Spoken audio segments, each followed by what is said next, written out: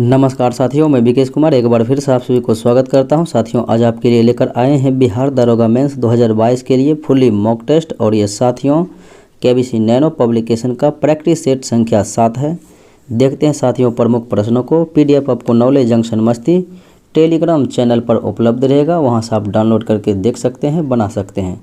तो मेरा पहला प्रश्न इस प्रकार से है कि लघु परिपथन के समय विद्युत धारा। तो साथियों अगर लघु परिपथन अर्थात शॉर्ट सर्किट होगा तो विद्युत धारा इन्फिनिटिव हो जाएगा, यानी कि अनंत रूप से बढ़ जाएगा।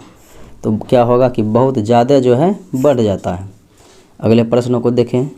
कहता है डेंगू बुखार में मानव शरीर में निम्नलिखित में से किसकी कमी होती है। तो साथियों जब डेंगू बुखार होता है तो मानव शरीर में जो है प्लेटलेट्स की जो है कमी हो जाती है। और अगले प्रश्नों को देखें साथियों। कहता है मनुष्य के अंगों में से कौन सा एक जो है हानिकारक विकिरण से सर्वाधिक सुप्रभावी है। तो हानिकारक विकिरण से सबसे अधिक प्रभावित कौन सा है। तो आपको पता है साथियों कि आँख होता है। अगला सवाल देखें। वनस्पति में पानी के स्थानांतरण के लिए यह कोशिकाएं जिम्मेदार है। तो साथियों जाइलम के द्वारा जो है जल का संवहन होता है, जबकि साथियों खनिज लवण का एवं अन्य तत्वों का संवहन जो है फ्लोएम के द्वारा होता है। अगला प्रश्न देखें। कहता है टेफ्लॉन निम्नलिखित में से किसका एक बहुलक है। तो टेफ्लॉन साथियों जो कि ना चिपकने वाले बर्तनों पर जो है ये लेप चढ़ाई जाती है। तो ये जो है टेट्राफ्लोरोएथिलीन का जो है बहुलक है। अगले प्रश्नों को देखें। कहता है टूटी हुई हड्डी की रक्षा के लिए प्लास्टर ऑफ पेरिस का प्रयोग किया जाता है। तो जब साथियों जिप्सम को गरमाया जाता है 120 डिग्री सी पर, तो इससे जो है प्लास्टर ऑफ पेरिस का निर्माण होता है, जिनका सूत्र साथियों CaSO4 × ½ H2O होता है। अगले प्रश्नों को देखें। कहता है दृश्य स्पेक्ट्रम के तरंगदैर्घ्य की सीमा। तो इसका सीमा होता है साथियों 3900 से 7600 एंगस्ट्रम के बीच। अगले प्रश्नों को देखें। कहता है इलेक्ट्रोइंसेफेलोग्राम EEG तो निम्नलिखित में से किसकी निगरानी के लिए उपयोग की जाती है। तो EEG का प्रयोग साथियों किया जाता है मस्तिष्क के कार्य के पता लगाने, मस्तिष्क संबंधी। और साथियों ECG इलेक्ट्रोकार्डियोग्राम इसका प्रयोग साथियों जो है हृदय संबंधी यानी कि कार्य के पता लगाने के लिए किया जाता है। अगले प्रश्नों को देखें। कहता है स्लीप एपनिया। तो स्लीप एपनिया एक साथियों एक प्रकार से भयंकर निद्रा दोष है। तो इसमें क्या होगा साथियों, तो स्लीप एपनिया में जो है निद्रा में साथियों बार बार जो है थोड़ी थोड़ी देर में के लिए जो है श्वास बाधित रहता है। निद्रा के समय में थोड़ी थोड़ी देर में जो है नींद जो है श्वास बाधित हो जाता है। अगले प्रश्नों को देखें। कहता है सूची 1 सूची 2 के साथ मैचिंग कराना है। तो वीटी कल्चर में साथियों किसकी खेती होती है, अंगूर की। और वेजी कल्चर में वृक्षों की खेती होती है। पीसी कल्चर में मछली की पालन होती है। और ओलेरी कल्चर में सब्जियों की खेती होती है। अगले प्रश्नों को देखें। निम्नलिखित में से कौन सा पादप हार्मोन है। तो साथियों पादप हार्मोन की बात हो रही है, ये थायरोक्सिन, एस्ट्रोजन और ये इंसुलिन, ये सब साथियों ये जंतु हार्मोन है जो कि मनुष्य में रहता है। और ये साइटोकाइनिन ये साथियों पादप हार्मोन है। अगले प्रश्नों को देखें। कहता है निम्नलिखित में से कौन सा तना है। तो तना का रूपांतरण साथियों आलू है, हल्दी है, अदरक है। तो इस प्रकार से आलू, हल्दी, अदरक जो है प्याज है। तो इस प्रकार से आपका अदरक ऑप्शन में मौजूद है। अगले प्रश्नों को देखें साथियों।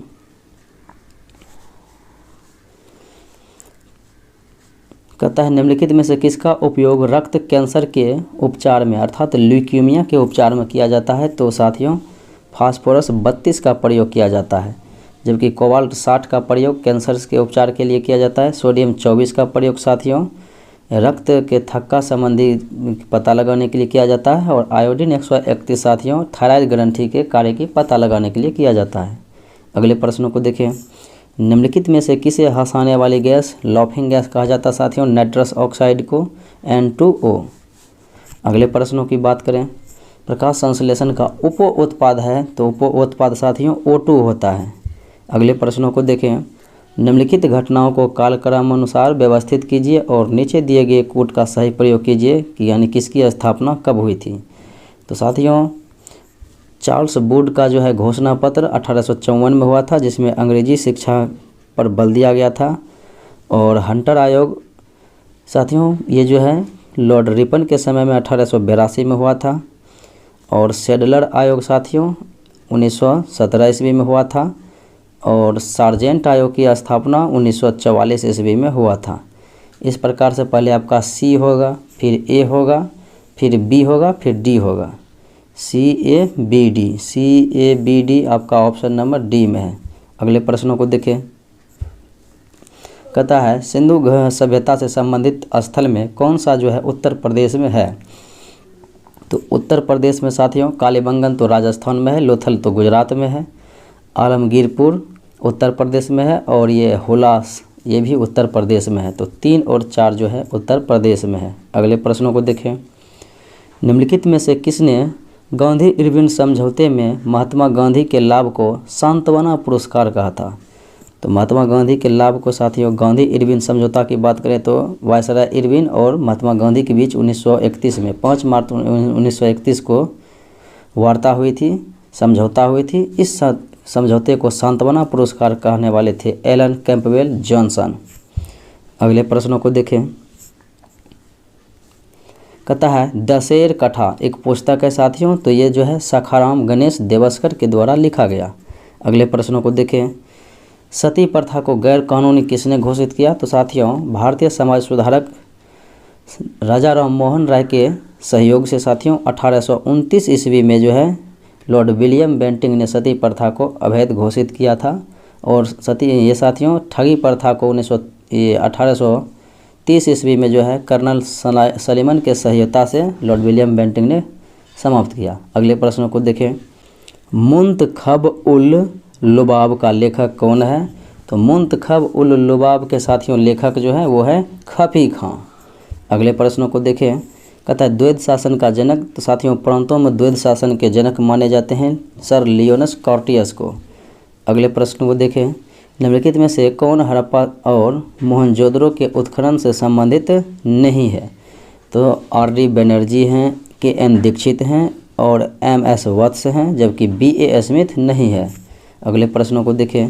निम्नलिखित में से सन 1919 ईस्वी में कौन सी घटना की वजह से रविन्द्रनाथ टैगोर ने नाइटहुड या फिर सर की उपाधि लौटा दिया था।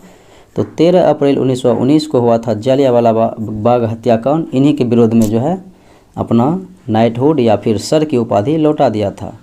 जबकि खिलाफत आंदोलन साथियों 1919 ईस्वी में हुआ था। असहयोग आंदोलन 1920 ईस्वी में हुआ था। और रॉलेक्ट एक्ट जो है 1919 में ही आया था। अगले प्रश्नों को देखें। तथा बिहार के कौन से स्थान में गांधी जी ने अपना प्रथम सत्याग्रह।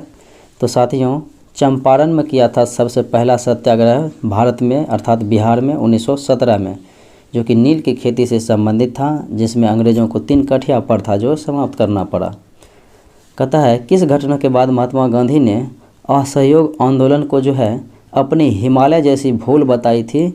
तो साथियों चौरी चौरा कांड हुआ था 5 फरवरी 1922 ईस्वी को। और इसमें साथियों इसके कारण जो है असहयोग आंदोलन को वापस लेना पड़ा, इसी को ऐसा बताया था। अगले प्रश्नों को देखें। निम्नलिखित पंक्तियों को किसने लिखा था। सरफरोशी की तमन्ना अब हमारे दिल में है, देखना है जोर कितना बाजुए कातिल में है। तो ये राम प्रसाद बिस्मिल के द्वारा लिखा गया है। अगले प्रश्नों को देखें। कहता है मराठा शासक जो है शिवाजी की राजधानी। तो साथियों शिवाजी की राजधानी रायगढ़ हुआ करती थी। अगले प्रश्नों को देखें। कहता है निम्नलिखित में से और साथियों बात करें तो सतारा। तो राजा राम मोहन ने अपनी दूसरी राजधानी सतारा बनाया था। कहता है अलाउद्दीन खिलजी के आक्रमण के समय देवगिरी का शासक कौन था। तो साथियों देवगिरी का शासक था रामचंद्र देव। अगले प्रश्नों को देखें। 1861 ईस्वी के भारतीय परिषद अधिनियम के समय वायसराय था लॉर्ड कैनिंग। अगले प्रश्नों को देखें।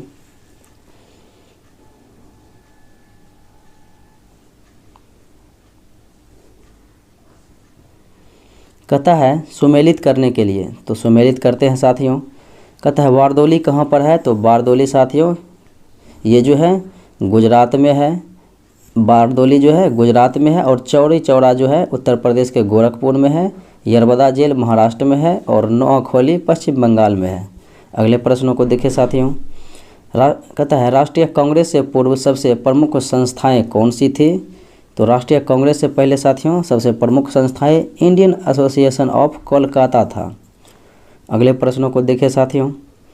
कहता है मुद्रा राक्षस, ये साथियों प्रसिद्ध पुस्तक है जो कि विशाख दत्त के द्वारा लिखा गया, जबकि हर्षचरित के लेखक साथियों बाणभट्ट है, राजतरंगिणी के लेखक कल्हण है, और अर्थशास्त्र के लेखक कौटिल्य, विष्णुगुप्त या फिर चाणक्य हैं। अगले प्रश्नों को देखें। निम्नलिखित उद्योगपतियों में से कौन से व्यक्ति लंबे समय तक जो है AICC के खजांची रहे तथा 1930 ईस्वी में जेल भी गए थे? तो ये थे जमनालाल बजाज, जिन्होंने राय बहादुर की उपाधि लौटा दिया था जलियांवाला बाग हत्याकांड के विरोध में। अगले प्रश्नों को देखें। भारतीय संविधान की 6ठी अनुसूची के प्रावधान निम्नलिखित में से किस राज्य में लागू होते हैं? तो साथियों 6ठी अनुसूची में जो है वो केवल पूर्वी राज्य के 4 राज्यों के जनजातीय के बारे में जो है विशेष प्रावधान है, जो कि 4 राज्य इस प्रकार से है। मैत्री मी, तो मेघालय हो गया, त्रिपुरा हो गया, असम हो गया, मिजोरम हो गया। तो इसमें केवल आपका त्रिपुरा ऑप्शन है, तो ए में हो जाएगा। अगला प्रश्न देखें। कहता है निम्नलिखित में से कौन कीटों से प्राप्त नहीं होता है? तो साथियों कीटों से प्राप्त नहीं होता है, तो कीट से रेशम, शहद और लाख प्राप्त हो जाता है, जबकि मोती इससे प्राप्त नहीं होता है। अगले प्रश्न देखो यहाँ। भारत की निम्नलिखित मिट्टियों में से कौन बैसाल्ट लावा के अपक्षय के कारण होती है? तो बैसाल्ट लावा के अपक्षय के कारण साथियों काली मिट्टी या फिर रेगू मिट्टी का निर्माण पड़ता है, जो कि दक्कन के पठार यानी कि महाराष्ट्र गुजरात में अधिकांशतः मात्रा में है। अगले प्रश्नों को देखें। निम्नलिखित प्रजातीय वर्गों में से किससे उत्तरी अमेरिका के मूल निवासी संबंधित है? तो ये उत्तरी अमेरिका के मूल निवासी तो ये मंगोलॉयड से संबंधित है।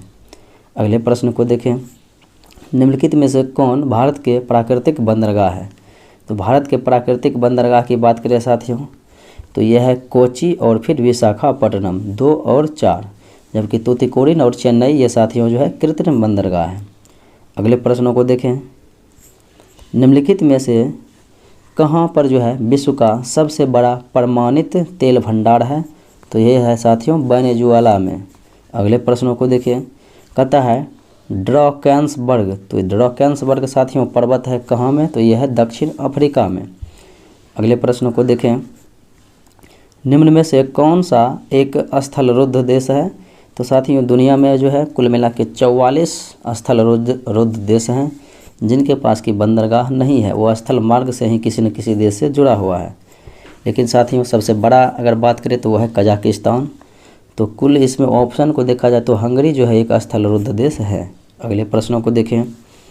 कहता है करेबास मृत्तिका जो जाफरान यानी कि केसर की एक स्थानीय प्रकार है, इसके उत्पादन के लिए उपयोगी मानी जाती है।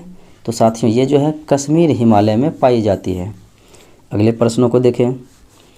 संयुक्त राज्य अमेरिका का रस्ट बाउल निम्नलिखित में से किस प्रदेश से संबंधित है? ये साथियों पिट्सबर्ग से प्रदेश से संबंधित है। अगले प्रश्नों को देखें। कहता है मुगल काल में उत्तर पश्चिम भारत एक महत्वपूर्ण हस्त शिल्प उत्पादन और वितरण केंद्र था। तो ये केंद्र था साथियों कहाँ में? तो पंजाब में था। अगले प्रश्नों को देखें। निम्नलिखित में से कौन सी नदियाँ बंगाल की खाड़ी में गिरती है? तो बंगाल के खाड़ी में साथियों गिरने वाली नदियाँ हैं गोदावरी, कृष्णा, कावेरी, महानदी, गंगा, ब्रह्मपुत्रा। तो ये हो जाएगा साथियों, ये सब 2 ऑप्शन जो है वो हो जाएगा, तो ए और बी जो है हो जाएगा।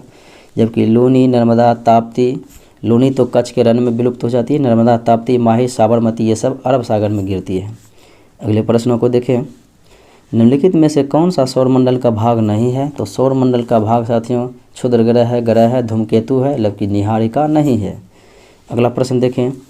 कहता है दक्षिणी गोलार्ध में सबसे बड़ा दिन होगा साथियों तो 22 दिसंबर को, और भारत जो है उत्तरी गोलार्ध में है तो 22 दिसंबर को भारत में उत्तरी गोलार्ध में सबसे छोटा दिन होता है, और 21 जून को भारत में अर्थात उत्तरी गोलार्ध में सबसे बड़ा दिन और दक्षिणी गोलार्ध में सबसे छोटा दिन। अगले प्रश्नों को देखें। कहता है विश्व के विशाल बलित पर्वतों की रचना आज से लगभग कितने मिलियन वर्ष पूर्व हुई है? तो आज से लगभग साथियों 30 जो है मिलियन वर्ष पूर्व हुई है। अगले प्रश्नों को देखें। कहता है अफ्रीका की मूलभूत जनजाति पिग्मी है, तो ये साथियों कांगो नदी घाटी में जो है रहती है। अगले प्रश्नों को देखें। अंतर्राष्ट्रीय दिनांक रेखा खींची जाती है, तो खींची जाती है साथियों ये प्रशांत महासागर से होकर। अगला प्रश्न देखें। कहता है संसार की छत, तो रूफ ऑफ द वर्ल्ड कहा जाता है साथियों पामीर के पठार को। अगले प्रश्न को देखें। कहता है भारत अपनी आवश्यकता से अधिक उत्पादन करता है साथियों चाय का। भारत की जनसंख्या वृद्धि के संबंध में किस वर्ष को महान विभाजक वर्ष कहा जाता है? तो 1921 को जो है साथियों महान विभाजक वर्ष कहा जाता है, क्योंकि इस वर्ष जो है साथियों जनगणना में ऋणात्मक दर्ज की गई थी वृद्धि। अगले प्रश्न को देखें। कहता है सरकारिया आयोग की संस्तुतियाँ निम्नलिखित में से किससे संबंधित थी? सरकारिया आयोग की गठन साथियों 1983 ईस्वी में की गई थी, और ये अपना जो है प्रतिवेदन साथियों 1987 ईस्वी में जो है उपलब्ध कराया था, यानी कि रिपोर्ट पेश किया था। तो केंद्र राज्य संबंध के लिए बनाया गया था। अगला प्रश्न देखें। भारतीय संविधान में राज्यों का संघ की संकल्पना को प्राप्त किया था कहाँ से? तो ये साथियों ब्रिटिश नॉर्थ अमेरिका अधिनियम से प्राप्त किया था। अगले प्रश्न को देखें। किसी जाति या जनजाति को अनुसूचित जाति या अनुसूचित जनजाति घोषित करने हेतु शक्ति संपन्न संवैधानिक प्राधिकारी है साथियों भारत के राष्ट्रपति ऐसा करते हैं। अगले प्रश्न को देखें। भारत में नागरिकों के मौलिक अधिकारों में संशोधन कर सकती है साथियों, तो वो संसद कर सकती है। और निलंबित करने की बात होगी तो साथियों राष्ट्रपति करेगी, वो भी अनुच्छेद 20 और 21 को छोड़कर राष्ट्रीय आपातकाल के समय में। अगले प्रश्नों को देखें। कहता है निम्नलिखित में से कौन एक भारत के संविधान का संघीय लक्षण नहीं है? तो भारत के संविधान का संघीय लक्षण नहीं है एकहरी नागरिकता, जबकि केंद्र राज्य के बीच शक्ति का विभाजन है, पूर्ण रूप से लिखित संविधान भी है और स्वतंत्र न्यायपालिका भी है। अगले प्रश्नों को देखें। निम्नलिखित में से कौन अपने प्रधानमंत्रित्व काल में लोकसभा के सदस्य थे? तो साथियों बात करें HD देवगौड़ा का, तो ये तो विधानसभा का सदस्य था उस समय प्रधानमंत्री बनने से पूर्व। IK गुजराल और मनमोहन सिंह, इंदिरा गांधी, तो ये सब राज्यसभा की सदस्य थी।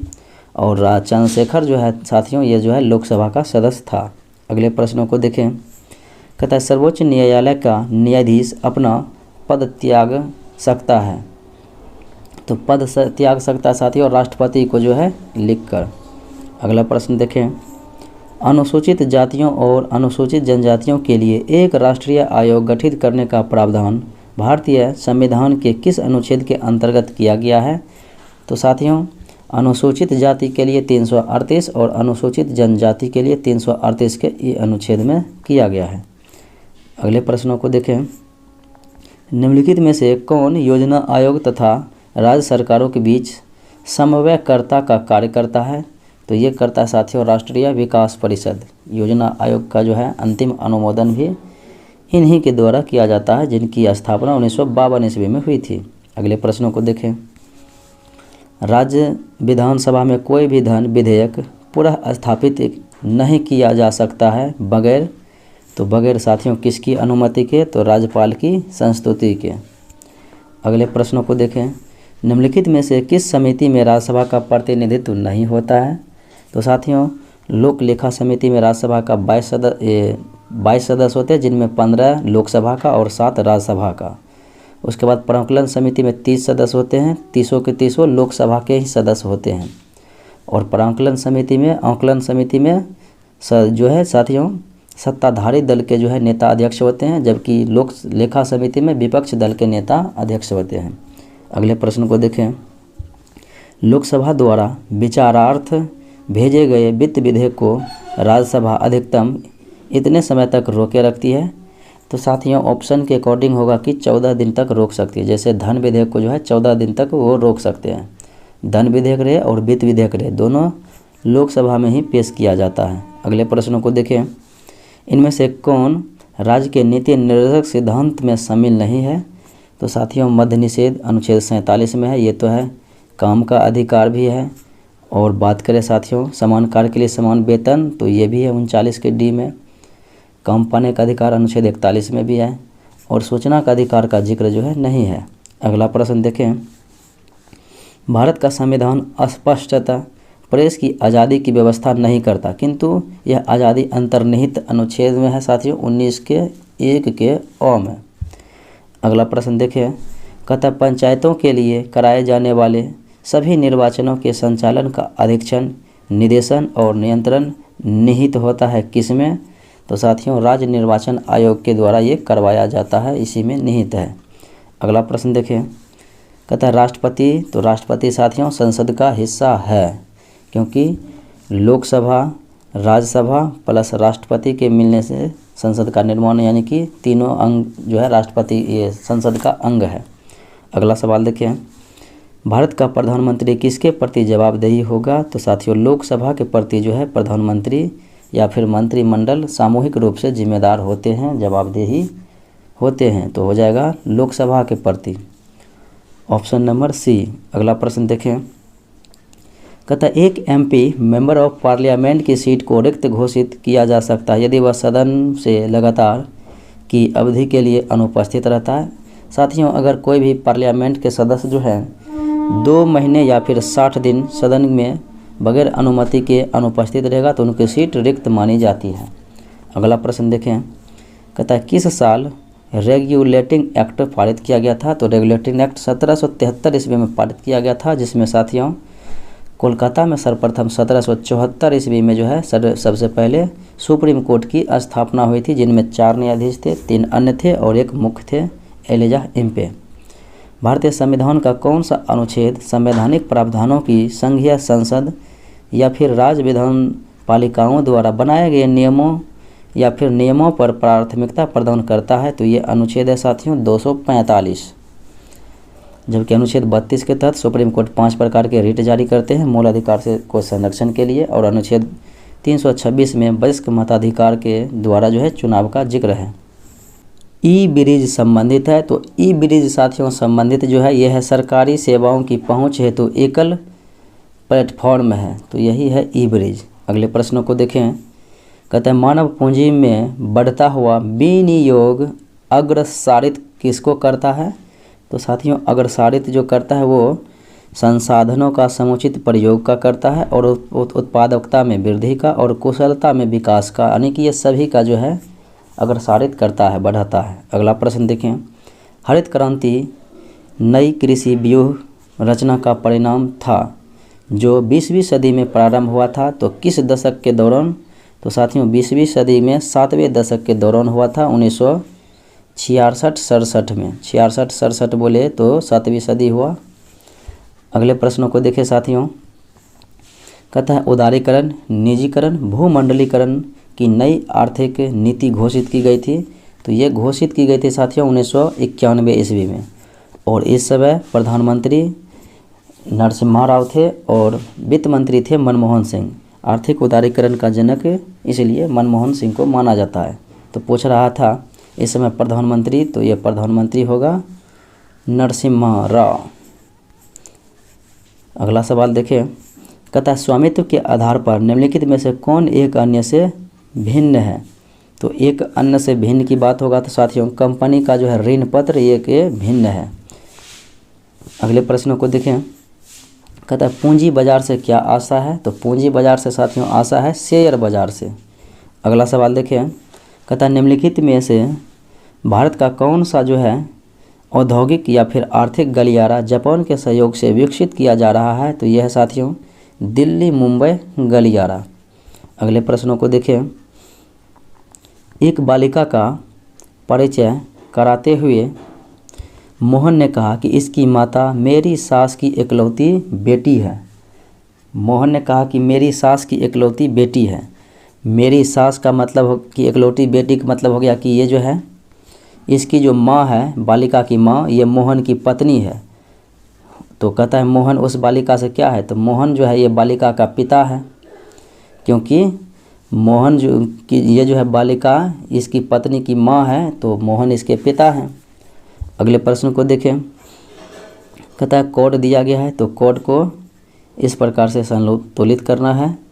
तो दिया गया साथियों, जैसे 3 लिखा है, 4 5 6 और यहाँ पर लिखा है साथियों 0 4 10 और 18। तो ऐसा देखेंगे साथियों, तो 3 में 0 से गुना करेंगे तो हो जाएगा 0, 4 में 1 से गुना करेंगे तो 4, 5 में 2 से गुना करेंगे तो 5 यदि 10 और 6 में 3 से गुना करेंगे तो हो जाएगा 6 3 18 और 7 में अगले बढ़ते क्रम है तो 7 में 4 से गुना करेंगे तो 28। अगले प्रश्न को देखते हैं। कहता है साथियों कि चतुर्भुज दिया गया है जिनका कोण का अनुपात जो है 1 4 2 3 दिया गया है। तो कहता है ये कौन सा होगा। तो चतुर्भुज के चारों कोण का योग होता है 360 और अनुपात दिया गया है 4 1 4 5 2 7 3 10। तो 10 से भाग देंगे तो कट गया। अब जो है 1 से गुना करेंगे तो 1 आ जाएगा 36, फिर 4 से गुना करेंगे तो 36 चौके 144, फिर 2 से गुना करेंगे तो 36 दूने 72 और 3 से गुना करेंगे तो 36 दिया 108। आपका ऑप्शन नंबर सी। अगले प्रश्नों को देखें।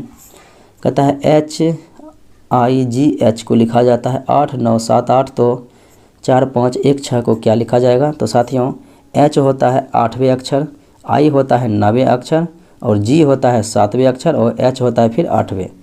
तो साथियों 4 होता है D और 5 होता है E, 1 होता है A और F होता है 6ठा अक्षर। तो इस प्रकार से आपका क्या हो जाएगा, B हो जाएगा। अगला प्रश्न देखते हैं।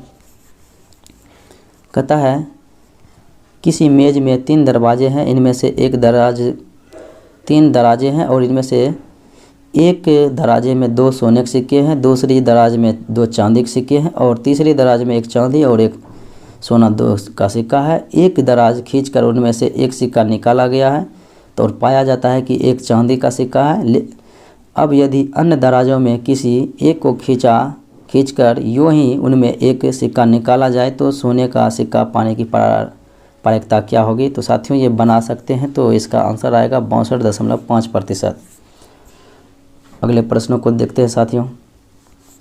कहता है एक चक्रवृद्धि ब्याज में जो है साथियों 10,000 रुपया है और 10% वार्षिक दर से जो है इसे लगाया जाता है। 4 वर्ष के बाद जो है कितना ब्याज देना होगा। तो ब्याज की बात हो रही है साथियों, तो यहाँ पर आप क्या करेंगे 10,000 गुने करेंगे साथियों 110 बटे 100 गुना 110 बटे 100 गुना 110 बटे 100 गुना 110 बटे 100, क्योंकि 4 बार गुना होगा तो ये 4 शून्य कट जाएगा, 2 में कट गया और ये 2 भी कट गया, फिर 1 शून्य ये कट गया तो 2 शून्य कट गया, फिर 1 शून्य ये और 1 शून्य 1 तो ये भी कट गया, यानी कि सब शून्य कट गया। तो 121 गुना 121 गुना 121 साथियों कीजिएगा तो आपका मिश्र धन आएगा। जो मिश्र धन होगा कितना, तो इतना आएगा मिश्र धन 14,621। लेकिन आपसे ब्याज पूछा जा रहा है तो 14,621 में से घटाइएगा 10,000 तो आपका आ जाएगा 4,641 रुपया। एक कारखाने में महिला एवं बाल श्रमिकों की औसत आयु 15 वर्ष थी और सभी बाल श्रमिकों की औसत आयु 8 वर्ष थी। महिला श्रमिकों की औसत आयु 22 वर्ष थी। यदि महिला श्रमिकों में 10 विवाहित हो तो अविवाहित श्रमिक महिला कितना है। साथियों यहाँ पर दिया गया है आपका कि दोनों को, महिला और बाल मजदूर का औसत आयु है 15 और बाल मजदूर का औसत आयु दिया हुआ है 16 बाल मजदूर है और औसत आयु है 8, तो 16 8 128 और यहाँ पर 10 विवाहित है और कहता है अविवाहित। अगर अविवाहित साथियों 6 हम मानते हैं तो 10 6 16 होता है, तो 16 हो गया साथियों महिला और 16 है यहाँ पर बाल, तो 32। तो 32 गुने 15 करेंगे तो कितना आ जाएगा, तो आ जाएगा साथियों 15 दूना 30, 15 45 3 48 480। अब साथियों मैंने यहाँ पर महिला मजदूर को 16 माना, 10 को विवाहित और 6 जो है अविवाहित। तो साथियों यहाँ पर महिला की औसत आयु दिया है 32, तो 16 गुना 32 करेंगे, ये 22 दिया हुआ है तो 16 गुना 22 करते हैं तो 16 दूना 32 का 2 और 16 दूना 32 3 35। तो साथियों इसका अगर 480 में से महिला की औसत आयु घटाएंगे तो ये बच्चा का आना चाहिए 128, तो घटाते हैं, 0 में से 2 गया तो 10, 8 हो गया। फिर यहाँ पर 7 में से 2 गया तो 5 हो गया, और 4 में से 3 गया तो 128 मेरा आ गया 6 यहाँ पर रखने का। तो ऑप्शन डी हो जाएगा, 6 रखने से आ गया है। यानी 16 महिला मजदूर है और जो है 16 बाल श्रमिक है। अगले प्रश्न को देखें।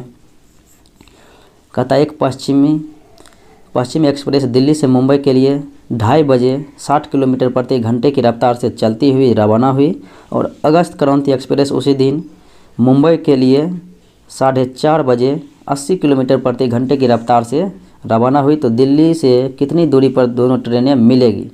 तो साथियों मिलेगी जब दोनों का जो है सेम जो है जगह होगा, यानी कि सेम दूरी तय करेगी। तो साथियों ये जो है 2:30 बजे चला और ये जो है 4:30 बजे, तो 2 घंटा एक्स्ट्रा चला। तो मानते हैं कि ये 8 घंटा चला और ये 6 घंटा चलेगा, 2 घंटा कम चलेगा, तो ये 6 घंटा चला। तो 8 छंग 48 हो गया 480, और यहाँ पर भी 8 छंग 48 480, यानी कि 480 किलोमीटर जाने पर जो है दोनों मिल जाएगा, क्योंकि यहाँ पर ये 6 घंटा तय करेगा और ये 8 घंटा, क्योंकि ये 2 घंटा पहले से तय कर रहा है। तो 480 ऑप्शन नंबर बी में जो है मौजूद है। अगले प्रश्नों को देखें। कहता है बच्चों की एक पंक्ति में बाएं से 7वां है बलि। तो बलि साथियों किधर है? बाएं से इधर से है 7वां। फिर कहता है मोती दाएं से चौथा है। तो यहाँ पर दायां हो गया, और ये साथियों चौथा स्थान पर कौन है? मोती है। कहता है दोनों जो अपने स्थान बदल लेते हैं तो बलि जो है बाएं से 15वां हो जाता है। बलि बाएं से 15वां हो जाता है। अगर ये बलि उठकर यहाँ चला आया तो यहाँ पर 15वां उसका स्थान हो जाता है।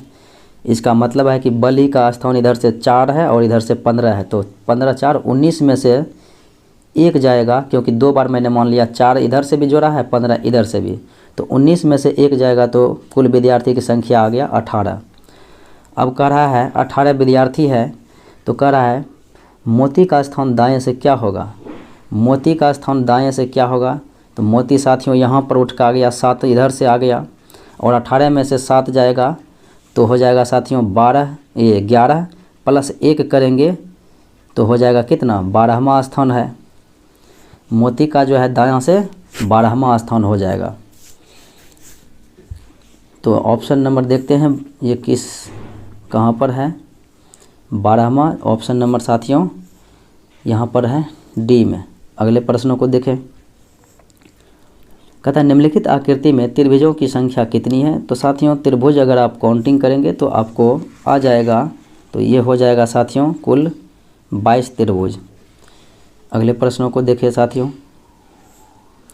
कहता है एक संयुक्त परिवार में निम्नलिखित सदस्य हैं, माता पिता, 3 विवाहित पुत्र, 1 अविवाहित पुत्री है, और विवाहित पुत्रों में 2 को 2 पुत्रियां हैं। तो एक को एक पुत्र है, तो परिवार में कितनी महिला है? तो महिला है, तो महिला को काउंटिंग करते हैं। तो परिवार में कहता है एक माता पिता और 3 विवाहित है। एक हो गया माता और पिता तो होगा, उसके बाद 3 विवाहित है, तो 3 हो गया ये इसकी पत्नी। फिर कहता है विवाहित पुत्रों में 2 को 2 पुत्रियां हैं, तो 4 हो गया। 2 को 2 पुत्री, तो 4 हो गया। अब कहता है तथा 1 को विवाहित पुत्रों में 2 को 2 पुत्रियां हैं तथा 1 को पुत्र है, तो परिवार में कितने महिला सदस्य हैं? तो साथियों देखते हैं, माता है, पिता है और 3 विवाहित अविवाहित, 1 अविवाहित पुत्री भी है। 3 विवाहित पुत्र है और 1 अविवाहित पुत्री भी है। पुत्री को मैंने नहीं जोड़ा था, अब काउंटिंग कर लीजिए। तो 3 को उसकी पत्नी, 1 तो उसकी माता हो गई, 3 को उसकी पत्नी हो गई, तीनों भाई की, तो फिर 2 को 2 पुत्री है, तो 4 हो गया। फिर 1 अविवाहित पुत्री है, तो ये हो गया, तो 4 3 1 4 4 8 1 9 आ गया। अगले प्रश्नों को देखें। कहता है खाली स्थानों को भरने के लिए, तो इसके लिए क्या करते हैं साथियों? 2 गुने 2 जोड़ करेंगे 1, तो हो जाएगा 5। फिर 3 गुने 2 करेंगे 6 होगा, प्लस 2 जोड़ेंगे तो 8 होगा। उसी प्रकार से साथियों 4 दूने 8 होगा, प्लस 3 जोड़ेंगे तो हो जाएगा यहाँ पर 8 3 11।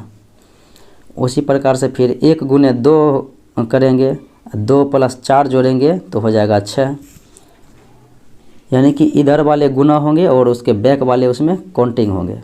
अगले प्रश्न को देखें। कहता है एक परीक्षा में 35% छात्र पास हुए और 455 फेल हुए, तो परीक्षा में कितने छात्र बैठे थे? तो बैठे तो साथियों 100% थे, तो फेल को फेल वाले से भाग देंगे और गुना करेंगे 100 से। तो फेल छात्र है 455, 35 पास हो गया तो कितना बचा है? 65% जो है आपका फेल हुआ था। तो यहाँ पर कटिंग करते हैं। 13 × 5 = 65, 13 × 3 = 39 और 6 पर 5, 13 × 5 = 65। ये कट गया, ये कट गया, 7 × 5 = 35। तो 7 × 100 कितना हो गया? 700। अगले प्रश्न को देखें। कहता है कैश को ECUSUG लिखा जाता है, तो बैंक को क्या लिखा जाएगा? साथियों यहाँ से देखिए कितना बड़ा है? 2 बढ़ा है। यहाँ से कितना बढ़ा है? 2 बढ़ा है। फिर यहाँ से कितना बढ़ा है? 2 बढ़ा है। फिर यहाँ से कितना बढ़ा है? 2 बढ़ा है। तो 2 2 बढ़ते हैं। तो B में साथियों 2 बढ़ेंगे तो हो जाएगा D, A में 2 बढ़ेंगे तो C, N में 2 बढ़ेंगे तो P और K में 2 बढ़ेंगे तो LM, यानी कि M आ जाएगा। तो ऑप्शन नंबर A। अगले प्रश्न को देखते हैं। कहता है सेब जो है 50 रुपया में 5 की दर से ख़रीदा गया और उतने ही सेब 50 रुपया में 10 की दर से ख़रीदा गया।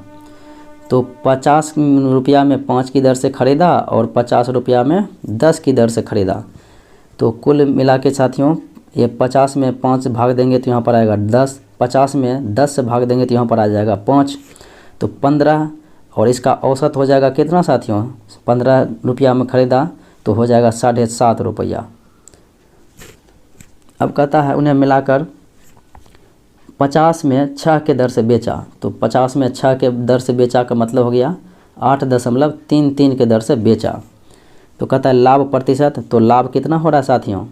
8.33 है, यहाँ पर 7.5 है। तो 8.33 में से 7.5 घटाते हैं, 33 7.50। अब यहाँ पर देखिए कितना हो रहा है? 3 में से 3 गया 0 और यहाँ पर आ गया एक पैसा लेंगे 13, 13 में से 5 गया तो 8 और ये कट गया। पॉइंट में इतना गुना 100 बटे कितना रुपया आपने इन्वेस्ट किया? तो आपने इन्वेस्ट किया है साथियों 7.5 रुपया। तो 7.5 से आप क्या करेंगे? भाग देंगे। तो 7.5 से भाग देंगे 7.5 से, तो आपका कितना आ जाएगा साथियों? लगभग आ जाएगा 11.07%। तो इतना आ जाएगा। तो आपका साथियों किसी भी ऑप्शन में ऐसा है नहीं, तो ऑप्शन क्या हो जाएगा साथियों? आंसर डी हो जाएगा कि इनमें से कोई नहीं, 11% के लगभग आएगा। अगला सवाल देखें। कहता है ए की मासिक आय बी की मासिक आय से 40% अधिक है, तो बी की आय ए की आय से कितने प्रतिशत कम है? इसके लिए क्या करते हैं साथियों? 40 × 100 बटे कितना बढ़ा हुआ है? 140, उससे तो इससे काटेंगे तो 1 0 कट गया। उसके बाद 2 से कट गया, 7 दूना 14 और 20 दूने 40। तो 20 दूने 40 यानी कि 200 बटे 7 है, तो हो जाएगा 7 दूने 14। उसके बाद 6 पर 60, 7 8 56 पूर्णांक 28.4 बटे 7। अगला सवाल देखिए। निम्नलिखित नदियों में से कौन अपने भ्रंश घाती प्रवाह के लिए प्रसिद्ध है? तो वो नदियां हैं दामोदर, उसके बाद है माही, साबरमती, नर्मदा, ताप्ती। अगले प्रश्नों को देखें। कहता है ए का मान दिया हुआ है 3, बी का मान दिया हुआ है 4 और सी का मान है 7। तो ए बी सी अर्थात 3 + 4 + 7 बटे 7, 7 4 11 3 14 बटे 7 करेंगे तो हो जाएगा कितना? 2 आ जाएगा। तो आंसर हो जाएगा बी। अगले प्रश्न को देखें। कहता है लड़कों की एक पंक्ति में रमेश दोनों छोर से 15वां है, तो पंक्ति में लड़कों की संख्या तो दोनों छोर से 15वां है, तो 15 15 माइनस 1 होगा, 15 + 15 माइनस 1, क्योंकि दोनों तरफ से काउंटिंग हो रहा है, तो हो जाएगा कितना? 29। तो ऑप्शन नंबर बी। तो साथियों ये था आज का मुख्य विश्लेषण। उम्मीद है कि अच्छा लगा होगा। अच्छा लगे तो लाइक शेयर सब्सक्राइब जरूर करें। आज इतना ही, मिलते हैं अगले वीडियो में, तब तक के लिए धन्यवाद।